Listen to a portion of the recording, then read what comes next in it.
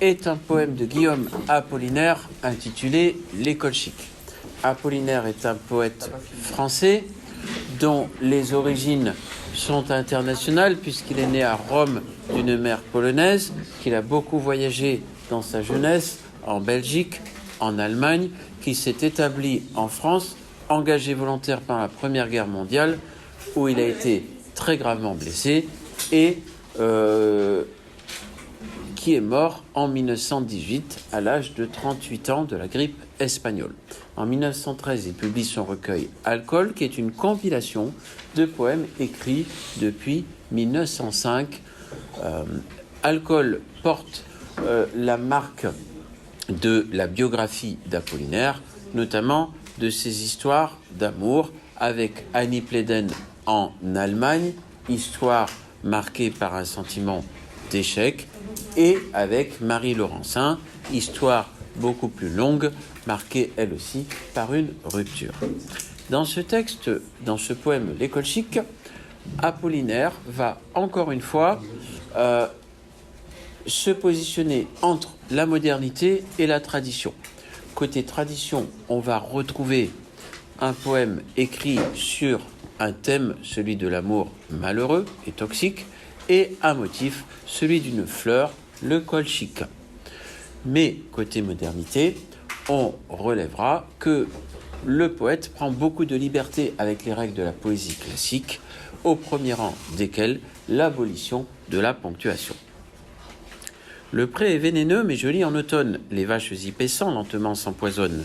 Le colchique, couleur de cerne et de lilas, y fleurit. Tes yeux sont comme cette fleur-là. Violâtre comme leur cerne et comme cet automne, et ma vie, pour tes yeux, lentement s'empoisonne.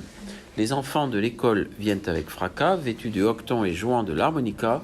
Ils cueillent les colchiques qui sont comme des mères, filles de leurs filles, et sont couleur de tes paupières, qui battent comme les fleurs battent au vent d'aimant.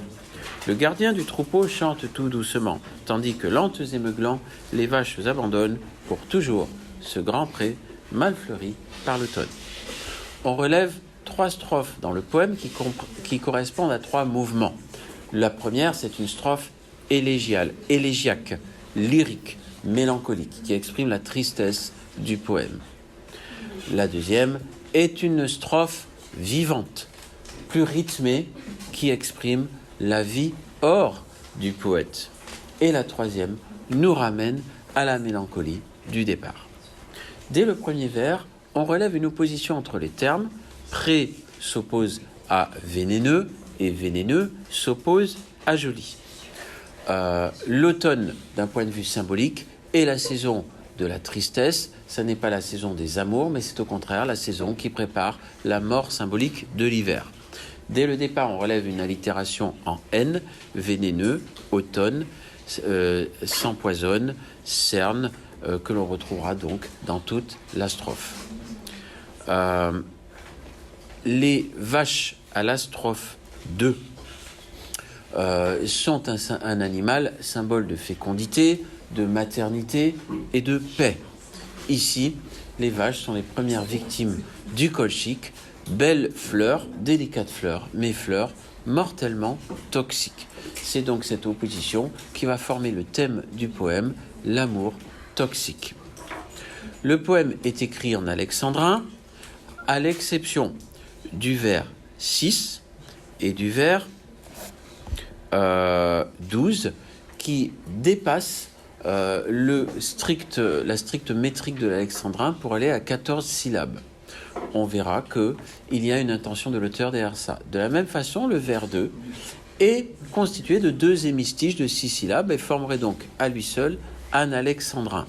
Sauf que, si ce sont 2 syllabes différentes, eh bien, si ce sont 2 groupes différents, eh bien, le poème ne compte plus 14 syllabes, comme le sonnet, qui est un genre traditionnel de la poésie amoureuse. Les vaches y paissant lentement s'empoisonnent. On va trouver une allitération en S. Paissant, s'empoisonne, tes yeux, cerne, s'empoisonne, etc. Cette allitération en S, c'est un son qui exprime une certaine forme de danger. Et surtout, on retrouve une assonance en voyelle nasale paissant, lentement, s'empoisonne, qui va retenir tout l'espace du poème. Cette assonance en « an », c'est une marque de tristesse et de mélancolie, tout ceci étant inspiré par la tradition du grand poète Paul Verlaine. D'autre part, on va retrouver dans ce poème des comparaisons et des métaphores qui sont choisies pour leur simplicité, comme cette fleur-là, couleur de cerne et de lilas, comme leur cerne, comme cet automne. Ces comparaisons et ces métaphores d'une grande simplicité mettent en place des champs lexicaux. Les champs lexicaux de la fleur, c'est poétique au possible, mais également de la maladie et de la fatigue, cerne, colchique. D'autre part, les champs lexicaux sont complétés par une certaine synesthésie sur l'ensemble de la première strophe, puisque le lilas est parfumé, le colchique ne l'est pas, le colchique est très visuel, comme le lilas. Les yeux convoquent le sens de la vue. On retrouvera dans la strophe 2 l'harmonica qui convoque le sens de l'ouïe. Le vers 2, fractionné en deux, montre l'action lente du poison, comme le vers 6, violâtre comme leur scène et comme cet automne. Au vers 6, l'adjectif violâtre a été complété par un suffixe tout à fait dépréciatif, âtre. La couleur violette est intéressante du point de vue symbolique puisqu'elle est reliée aux couleurs de l'amour que sont le rouge et le rose, mais elle est également une couleur de demi-deuil, c'est-à-dire de cette idée que la mort est présente dans le poème et que l'amour peut tuer. La strophe 2 est la strophe du retour à la vie, comme nous l'avons dit. Les enfants de l'école débutent la strophe. Les enfants, c'est l'avenir. De l'école, le complément du nom vient confirmer cette impression. Et le fracas vient s'opposer aux adjectifs, aux adverbes de type lentement ou doucement. Les enfants, c'est donc la vie.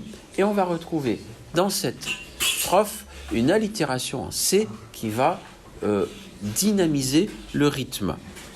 Octon, fracas, avec, école, colchique, couleur. Cette allitération en C est marquée par une grande modulation sonore des voyelles entre voyelles graves et voyelles aiguës. Vêtu, octon, jouant, harmonica. On ne trouvait que des voyelles graves dans la strophe précédente. Le verbe venir va s'opposer au verbe abandonne à la strophe suivante. Les enfants sont en quelque sorte immunisés contre l'amour toxique. Symboliquement, ils cueillent les colchiques. On va insister sur le côté vivace de la colchique. Mère, fille de leur fille. La vie est un cycle, la vie est une danse, et le poète est exclu de ce cycle et de cette danse, puisqu'il se trouve empoisonné par l'amour toxique et par le colchique. La proposition subordonnée relative, qui battent comme les fleurs battent au vent d'aimant, nous montre une sorte d'assonance allitération graphique, avec le graphème ENT qui parfois se prononce et parfois ne se prononce pas. On a une sorte de perte de la perception par le poète. D'autre part, cette strophe est parsemée de T, comme les colchiques parsèment le pré. La première strophe était parsemée de M, comme les vaches sont réparties dans le pré. Ce sentiment de retour à la vie ne va pas durer. À la troisième strophe, le gardien du troupeau chante tout doucement. Doucement, lente, abandonne, pour toujours. Le temps semble se ralentir et se figer sous l'action lente du poison. Chante nous renvoie à une sensation auditive, mais attention, autant l'harmonica était un instrument de la gaieté, autant chante est un verbe ambivalent. On chante pour la joie comme pour la tristesse des enterrements. Lentes et meuglant, les vaches abandonnent, on retrouve plus que jamais l'assonance en voyelle nasale.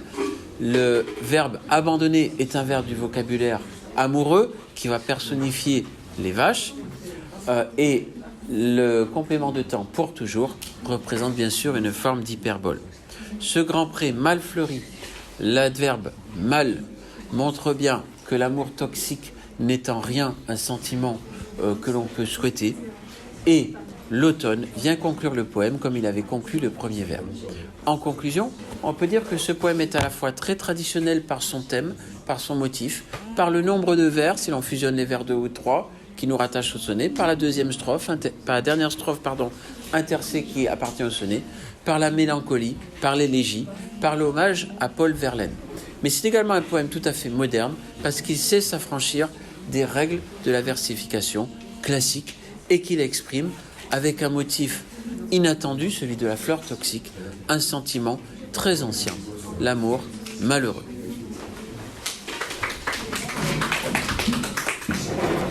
Mon Tom, j'ai oublié de remuer la main.